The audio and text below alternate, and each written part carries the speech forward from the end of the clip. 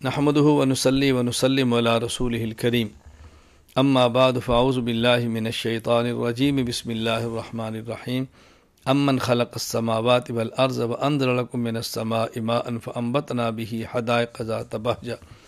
اللہ تعالیٰ نے اپنی قدرت کاملہ کے دلائل بیان کی، قدرت کی نشانیاں بیان کی اور مشرکین کے شرک کا رد کیا ہے۔ اللہ آسمان و زمین کا مالک ہے۔ اللہ اکبر۔ بتاؤ آسمان سے کون نازل کرتا ہے، بتاؤ زمین سے غلے کون اگاتا ہے، بتاؤ مشکل میں تمہاری مدد کون کرتا ہے۔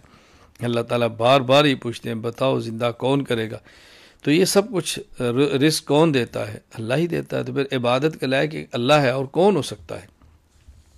انک لا تسمع الموت ولا تسمع ثم الدعاء اذا ولوا مدبرین۔ رسول اکرم صلی اللہ علیہ وسلم کو اللہ نے تسلی دی اور فرمایا پیغمبر آپ کا کام بیان کرنا ہے، آپ کا کام ان کے سامنے دین کو رکھنا ہے، قبول کروانا آپ کے ذمہ نہیں ہے۔ یہ تو ایسے ہی ہیں کہ جیسے قبر میں مردہ ہے یا جیسے بہرا ہے۔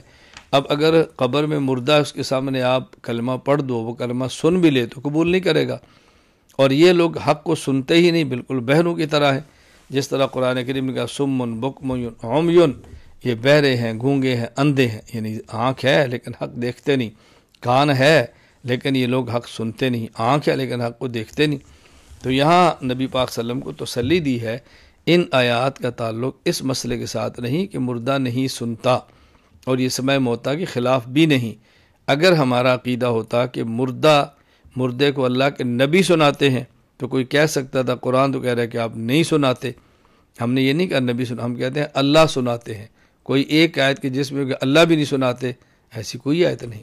خیر اس آیت میں سما کی تو نفی نہیں ہے، اسما کی نفی ہے کہ آپ نہیں سنا سکتے، اور ہم بھی کہتے ہیں رسول اللہ صلی اللہ علیہ وسلم نہیں سنا سکتے۔ لیکن یہاں مسئلہ سماع موتیٰ کا نہیں، یہاں مسئلہ یہ ہے کہ جس طرح مردہ سن لے اور قبول نہیں کرتا، چونکہ اب قبول کرنے کا نفع ہی نہیں ہے، تو اگر یہ سن بھی لیں اور قبول نہ کریں تو مردے کی طرح ہوئے نا، یہ بتانا مقصود ہے۔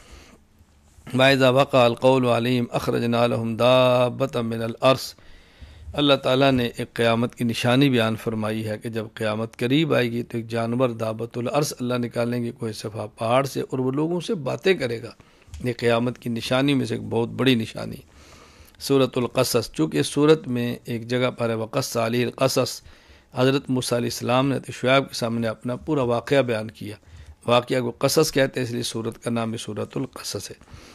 نتلو علیک من نبأ موسیٰ فرعون بالحق لقوم یؤمنون۔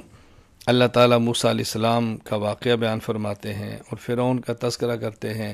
آپ کے بچپن کے سارے حالات کو بیان فرمایا، کس طرح معاملات پیش آئے۔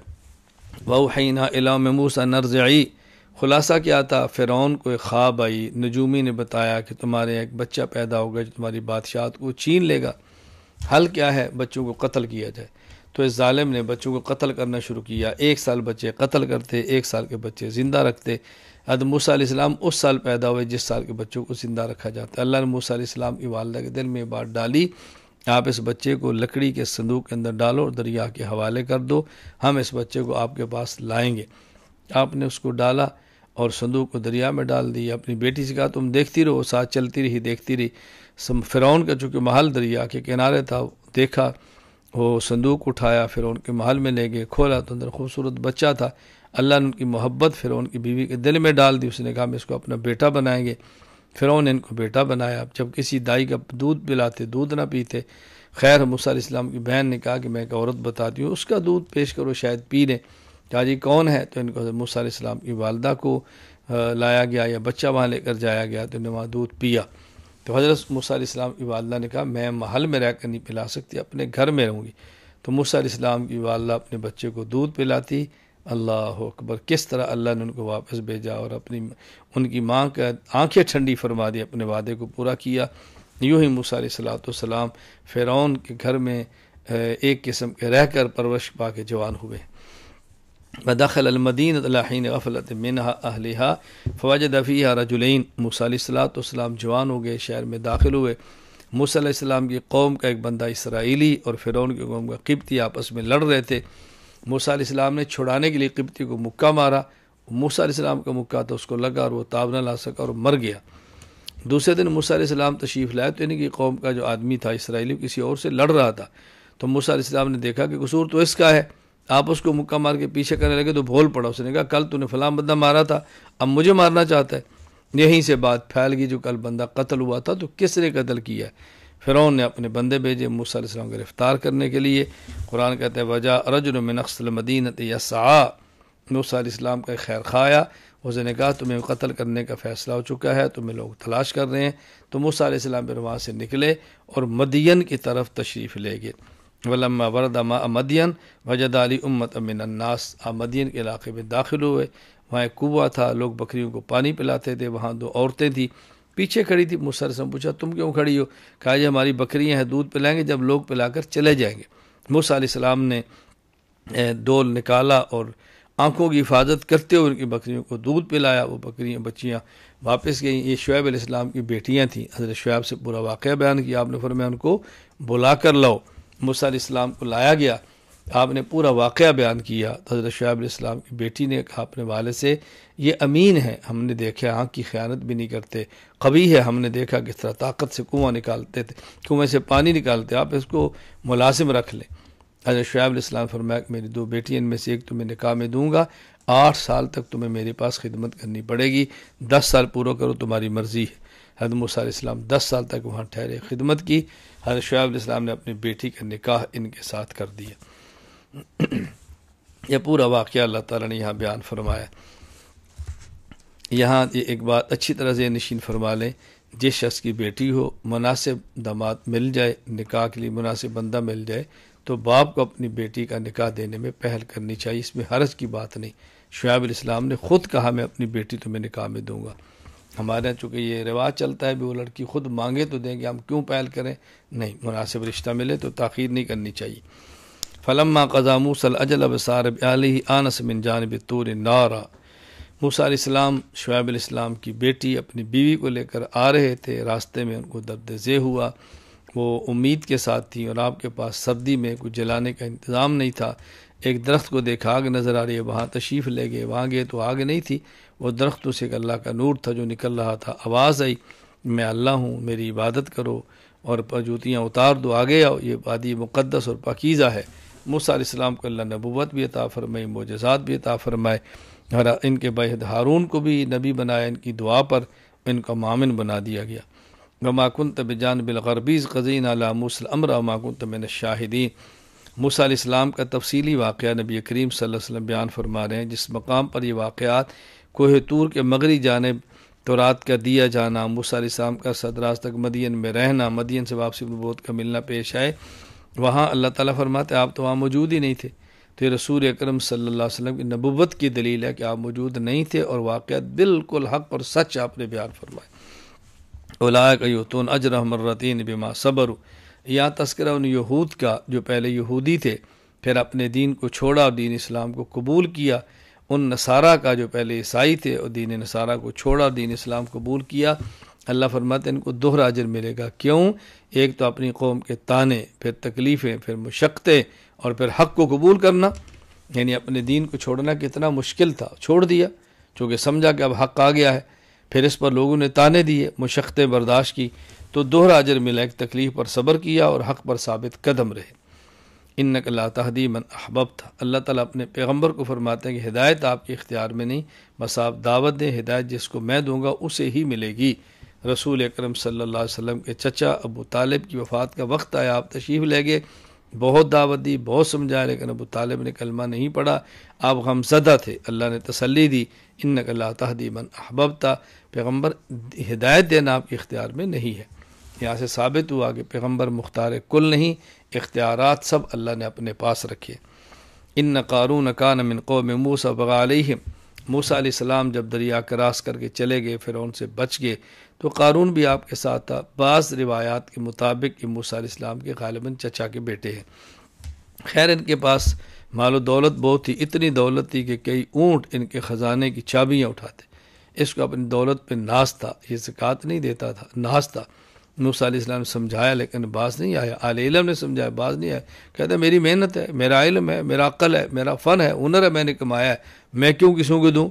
اللہ تعالیٰ نے اس کو اس کے خزانوں سمیت دنیا کے اندر زمین میں دھنسا دیا۔ ان الذی فرض علیک القرآن لرادک الی معاد، رسول اکرم صلی اللہ علیہ وسلم مکہ مکرمہ سے ہجرت فرما کر مدینہ منورہ تشریف لے جا رہے تھے۔ مقام جوفہ پر پہنچے، مدینہ کے راستے کی مشہور منزل رابغ کے قریب ہے۔ اس وقت مکہ مکرمہ کے راستے پر نظر پڑی تو بیت اللہ اور وطن آپ کو یاد آ گیا۔ اللہ تعالیٰ نے آیت نازل فرمائی، جبریل کو بھیجا، ان الذی فرض علیک القرآن لرادک الی معاد، اے نبی جس اللہ نے آپ پر قرآن اتارا ہے وہ اللہ آپ کو مکہ دوبارہ ضرور لائے گا۔ آپ مکہ گئے اور عزت کے ساتھ فاتح بن کر گئے۔ سورۃ العنکبوت، عنکبوت کہتے ہیں مکڑی کو۔ یہاں اللہ تعالیٰ نے اس صورت میں مشرکین کی مثال مکڑی کے ساتھ دی کہ جس طرح مکڑی کی کیا حیثیت ہوتی ہے، اس طرح مشرک کی کیا حیثیت ہے، مکڑی کے تاروں کی کیا حیثیت ہے، تو مشرکین کے جو چال ہے اس کی کیا حیثیت ہے۔ احسب الناس ان یترکوا ان یقولوا آمنا وهم لا یفتنون، یہ وہ زمانہ تھا جب کفار مسلمانوں پر بہت ظلم کر رہے تھے۔ بعض اوقات مسلمان پریشان ہو جاتے، حضور سے دعاؤں کی درخواست کرتے، اللہ نے مومنین کو تسلی دی کہ دنیا میں جو کلمہ پڑے گا آزمائش سے گزرنا پڑے گا، اصل آخرت کی زندگی ہے۔ اللہ اکبر، وہ اتنی سستی نہیں کہ تکلیفوں کے بغیر حاصل ہو جائے، یہاں مشقتیں برداشت کرو، صبر کرو، جنت تمہاری منتظر ہے۔ فوصینا الانسان بوالدیہ حسنا، کتنے لوگ تھے کلمہ پڑھ لیا مگر والدین کلمہ نہیں پڑھتے اور ڈٹے ہوئے تھے، ضد پر تھے۔ اللہ نے فرمایا کہ تم نے والدین کی عزت بھی کرنی ہے، لیکن اگر والدین جتنی بھی تاکید کے ساتھ تمہیں کفر کی طرف بلائیں، والدین کی اس بات کو نہیں ماننا، شرک نہیں کرنا، کفر نہیں کرنا۔ احترام والدین کا اپنے جگہ پر ہے، لیکن والدین کی بات مان کر بھی کفر ہرگز نہ کرنا۔ وقال الذین کفروا للذین آمنوا اتبعوا سبیلنا ولنحمل خطایاکم، کفار ایسے تھے جو اہل ایمان سے کہے تم ایمان چھوڑو، کفر اختیار کرو، باقی تمہیں ڈر ہے موت کے بعد کا، تمہاری سزا ہم بھگتیں گے، تمہیں کچھ نہیں ہوگا۔ اللہ فرماتے ایسے نہیں ہوتا، قیامت کے دن ہر شخص نے اپنے جرم کی سزا خود بھگتنی ہے۔ قیامت کے دن ہر شخص نے اپنے جرم کی سزا خود بھگتنی ہے۔ یہ بات ذہن نشین فرما لیں، ایک ہے اپنے جرم کی سزا بھگتنا، یہ الگ بات ہے، اور ایک ہے جب آپ نے کسی کو گناہ پر لایا تو اس کے گناہ کی سزا بھی آپ نے بھگتنی ہے۔ اس آیت کا مطلب یہ ہے کہ یہ نہیں ہو سکتا کہ جرم کرنے والے کو کچھ بھی نہ ہو اور جرم پر لانے والے کو سزا ملے، نہیں، جو جرم کرتا ہے اس کو اپنے جرم کی سزا بھگتنی پڑے گی۔ ہاں، جرم پر لانے والے کو دوہری سزا ہے، اپنے جرم کی بھی اور اس کو جرم پر لانے کی بھی۔ وَلَقَدْ أَرْسَلْنَا نُوحًا إِلَىٰ قَوْمِهِ فَلَبِثَ فِيهِمْ أَلْفَ سَنَةٍ إِلَّا 50 عَامًا، یہاں اللہ تعالیٰ نے کئی ایک انبیاء علیہ السلام کا ذکر کیا، پہلے نوح علیہ السلام کا، پھر ابراہیم علیہ السلام کا، پھر اسحاق کا، پھر لوط کا، پھر شعیب کا علیہ السلام۔ حضرت نوح علیہ السلام نے تو 950 سال تک قوم کو دین کی دعوت دی ہے لیکن نہیں مانی۔ ہر نبی نے دین کی دعوت کا حق ادا کیا۔ فَكَذَّبُوهُ فَأَخَذَتْهُمُ الرَّجْفَةُ وَأَصْبَحُوا فِي دَارِهِمْ جَاثِمِينَ، اللہ تعالیٰ نے سابقہ امتوں کا ذکر کیا ہے کہ انہوں نے انبیاء کی تکذیب کی، نتیجے میں اللہ نے ان کو تباہ و برباد کر دیا۔ قوم سمود کو دیکھیں، قوم عاد کو دیکھیں، قوم اور قارون کو دیکھیں، قوم نوح کو دیکھیں، قوم لوط کو دیکھیں، قوم شعیب کو دیکھیں، سب کے سب برباد ہو گئے جس نے نبی کی دعوت کو قبول نہیں کیا۔ مثل الذین اتخذوا من دون اللہ اولیاء کمثل العنکبوت، اللہ نے مشرک کی مثال دی، جس طرح مکڑی جالا تن کر اس پر بھروسہ کر لیتی ہے، مشرک بھی حقیقی خداؤں کو چھوڑ کر معبودان باطلہ کو پر بھروسہ کر لیتا ہے، اور جس طرح مکڑی کا جالا انتہائی کمزور ہوتا ہے، اسی طرح مشرکین کے معبود بھی بہت کمزور ہیں، بہت کمزور ہیں۔ تو مکڑی کا جالا مکڑی کے کام نہیں آتا، تو مشرک کے معبود باطل مشرک کے کام نہیں آتے۔ اللہ تعالیٰ شرک سے حفاظت فرمائے اور اللہ کریم ہمیں خالص توحید عطا فرمائے۔ وآخر دعوانا الحمد للہ رب العالمین۔